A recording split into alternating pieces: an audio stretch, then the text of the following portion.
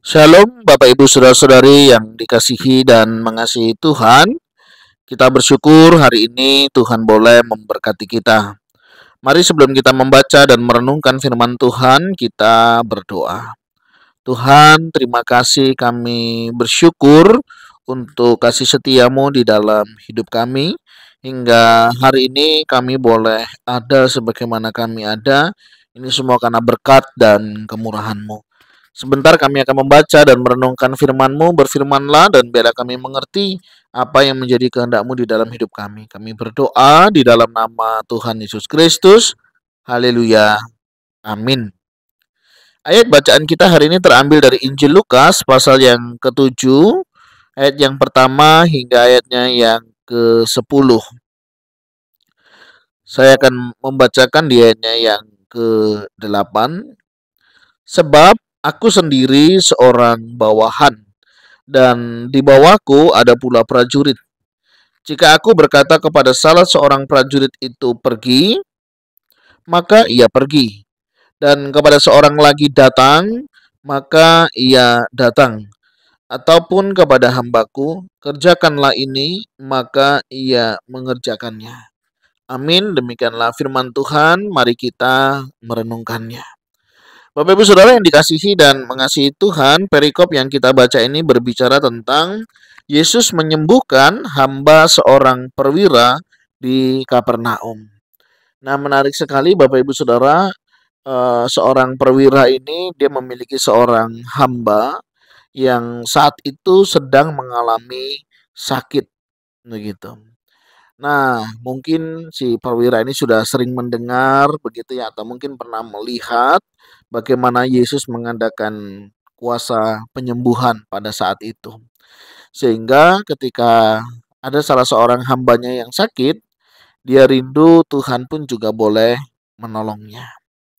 Dan memang akhirnya dia meminta tolong begitu untuk menyampaikan perihal ini, dan akhirnya disampaikan kepada Tuhan Yesus, yang kemudian si perwira ini tidak mengharapkan untuk Yesus datang ke tempatnya karena dia merasa dirinya tidak layak begitu ya, dan dibilang udah katakan saja enggak apa-apa, aku ini seorang perwira ya, seorang bawahan, aku masih punya bawahan lagi, dan kalau begitu ya, aku bilang pergi maka dia akan pergi, kalaupun aku bilang suruh datang dia akan datang. Nah, demikianlah yang diharapkan oleh si perwira ini, dan akhirnya memang Tuhan melihat iman dan juga eh, Tuhan menolong mereka. Nah, pelajaran apa yang kita bisa dapat? Yang pertama, tentang kepedulian ya. Bayangkan dia seorang perwira, yang ditolongnya adalah bawahannya, bukan keluarganya ya, bukan temannya ya, tetapi adalah eh, hambanya. Bagaimana dia memiliki kepedulian. Nah, ada salah satu hal yang menarik Bapak Ibu Saudara, pelayanan di luar negeri, yaitu bagaimana banyak orang hari-hari ini dari Indonesia keluar begitu ya, mereka boleh percaya kepada Tuhan Yesus karena apa? Melihat perbuatan baik majikannya. Mereka ikut ke gereja, mereka melihat bagaimana mereka beribadah, dan kemudian waktu pulang mereka menghidupi nilai-nilai ibadah itu. Dan tidak sedikit ya, ada banyak di antara mereka akhirnya memutuskan untuk ikut Tuhan Yesus. Ketika seorang pimpinan, ketika seseorang tuan memperhatikan hambanya, maka hambanya itu bisa merasakan kasih daripada tuannya. Dan itu sesuatu yang sangat baik. Ya, artinya perbuatan baik kita ini adalah cerminan bagaimana Tuhan itu baik di dalam hidup kita. Sulit bagi kita untuk menyatakan bahwa Tuhan itu baik kalau kita sendiri sebagai anak-anaknya tidak menyatakan akan kebaikan Tuhan itu melalui kehidupan kita. Jadi pelajaran yang pertama, yuk mari kita berbuat baik. Ya, berbuat baik bukan supaya orang berbuat baik kepada kita, melainkan karena Tuhanlah yang sudah lebih dahulu berbuat baik di dalam hidup kita. Nah, sebagai seorang pimpinan, sebagai seorang mungkin tuan di rumah, begitu mungkin kita punya pekerja, Ya, mari kita perlakukan juga dengan baik. Manusia kan manusia ya. Itu namanya menghidupi kebenaran firman Tuhan. Jadi pelajaran yang pertama bagaimana kita melihat manusia itu secara utuh. Yang kedua, kita melihat bagaimana manusia itu ya berharga sama di mata Tuhan. Dan ini yang dilakukan oleh perwira ini. Nah, yang kedua pelajarannya adalah bagaimana dia si perwira ini memiliki iman, pengharapan yang luar biasa. Udah ngomong aja, nggak perlu datang. Asal dia ngomong sembuh pasti akan sembuh. Dan ini tidak didapati loh di antara kehidupan orang Israel, ya. Orang Israel sendiri ya. Tetapi hal ini bisa dilakukan oleh seorang perwira yang ada di Kapernaum. Nah, ini suatu hal yang luar biasa. Nah, bagaimana dengan kita? Apakah kita juga percaya akan setiap detail firman Tuhan? Apakah kita juga percaya akan setiap firman yang kita terima, yang kita baca, yang kita renungkan di dalam kehidupan kita? Atau firman itu hanya sebatas pengetahuan kita? Apakah firman itu hanya sebatas pada apa yang kita inginkan?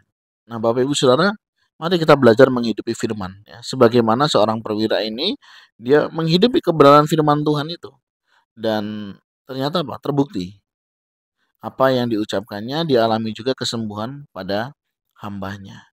Nah, ini mau mengingatkan kita kepada iman ya. Iman itu adalah bukti dari segala sesuatu yang kita tidak lihat, tapi kita meyakininya di dalamnya. Ada banyak janji firman Tuhan ya. Maukah Bapak Ibu sudah juga percaya akan kebenaran firman Tuhan itu? Atau kita meragukannya dan tidak mempedulikannya? Banyak hari ini orang Kristen tidak peduli akan firman. Tidak mengakui firman Tuhan itu sebagai firman Tuhan. Buktinya dari mana? Nggak banyak orang yang baca firman. Ya, kalau memang Alkitab adalah firman Tuhan, apa yang dikatakan ya dan amin, semestinya banyak orang Kristen yang membaca, merenungkan firman Tuhan. Hari-hari ini, karena kesibukan, karena pekerjaan, banyak orang abai, sehingga akhirnya mengabaikan dan melupakan firman Tuhan. Mari Bapak Ibu Saudara, hari ini kita belajar. Yang pertama, memanusiakan manusia sebagaimana mestinya. Yang kedua, belajarlah beriman. Ya, apa yang difirmankan Tuhan, kita percaya ya dan amin. Dan kita percaya kita juga semestinya belajar juga demikian. Termasuk anugerah keselamatan yang Tuhan berikan. Itu anugerah yang Tuhan berikan secara cuma-cuma. Mari kita meresponinya sebagai ungkapan syukur kita untuk kita juga boleh mengerjakan karya keselamatan itu. Tuhan sudah menyelesaikan dan mengerjakannya. Mari menjadi bagian kita untuk kita boleh meneruskannya.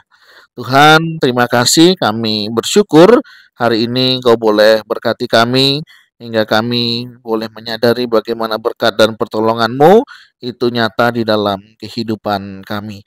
Terima kasih ya Tuhan, Kau mengingatkan untuk hari ini kami belajar bagaimana memanusiakan manusia dan juga belajar percaya akan setiap perkataan firman Tuhan.